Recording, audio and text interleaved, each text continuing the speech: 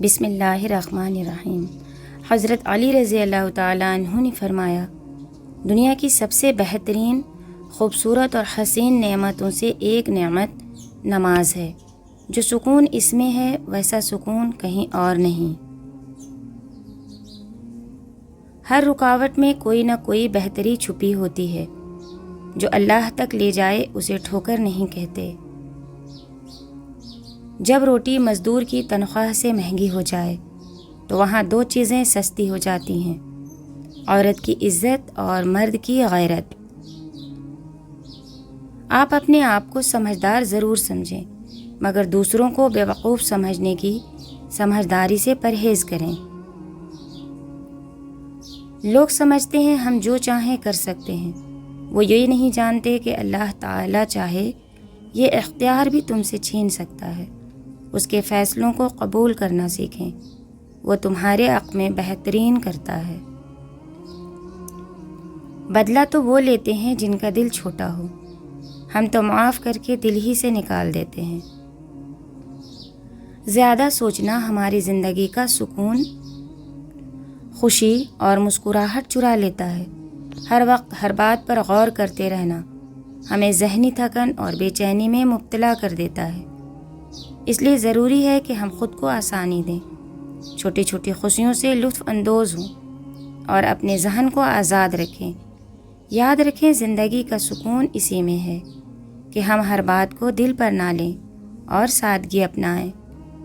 ضروری نہیں ہر ترقی عمر کے ساتھ ملے، حوصلے بڑے ہو تو منزلیں پہلے بھی مل جاتی ہیں۔ مایوس تو وہ ہوتے ہیں جن کے پاس کوئی نہیں۔ ہمارے پاس تو بادشاہوں کا بادشاہ ہے جو بہترین مددگار ہے۔ جہاں قدر نہ ہونا وہاں خود کو خود ہی دور کر لو، کیونکہ نہ قدرے اور نہ شکرے لوگ جن کو سمجھ نہیں ہوتی، ان کو ہیرا بھی کانچ نظر آتا ہے۔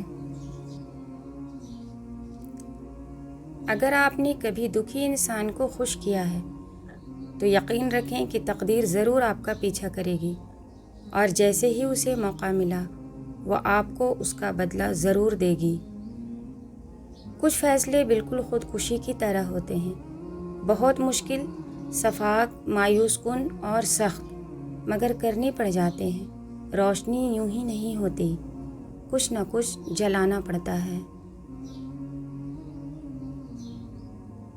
فکر نہ کرو میں ہر مشکل میں تمہارے ساتھ ہوں، یہ جملہ کثرت سے وہ لوگ بولتے ہیں جو ضرورت پڑنے پر کبھی بھی میسر نہیں ہوتے۔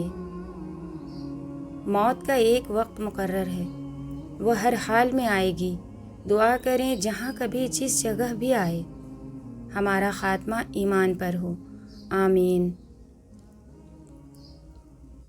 اے گنہگاروں کے بخشنے والے اور عیبوں پر پردہ ڈالنے والے عظیم رب، سب مسلمانوں پر اپنا رحم و کرم فرما، تنگ دستوں کے رزق میں وسعت فرما، بیماروں کو شفا عطا فرما، ہمیشہ صبر اور شکر کرنے والا بنا، اور ہماری دنیا اور آخرت سنوار دے، آمین یا رب العالمین۔